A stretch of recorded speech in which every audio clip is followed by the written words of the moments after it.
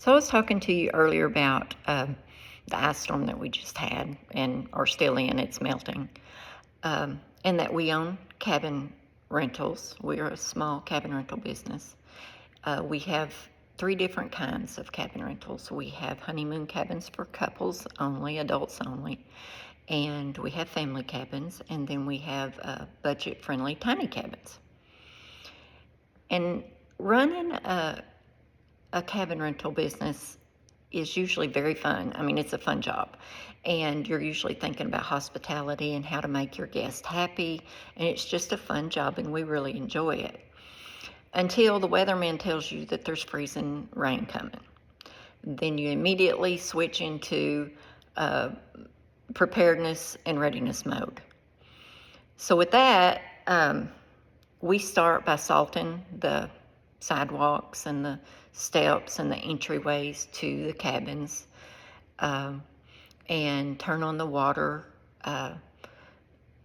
let it drip, open the cabinet doors, leave the heat on and turn the heat to emergency heat, and then you start thinking about ice on the branches and fallen branches, and if they fall, what are they going to tear up? And then you think about the power going off. And losing power is not something we can do anything about, so we can't prepare for that. But the rest of the things we do, and then closer to time when we see that there actually is going to be ice, and if the roads are not safe, then we start rescheduling guests. So there's a lot goes into the preparation. About 2 days before the ice storm, my husband started taking care of these things and getting prepared, and we made it really good through the whole thing until we lost power. And we lost power. It was off for about 12 hours, and the temperature was in the teens. I think 13 degrees the night that the power was off all night. And we had left, like I said earlier, we left the water dripping, but we only left the cold water dripping.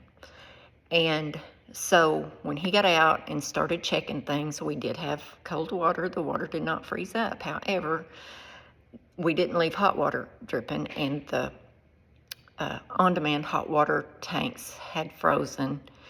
And he managed to get them all thawed out except for two, and two froze and burst. So he's having to replace those.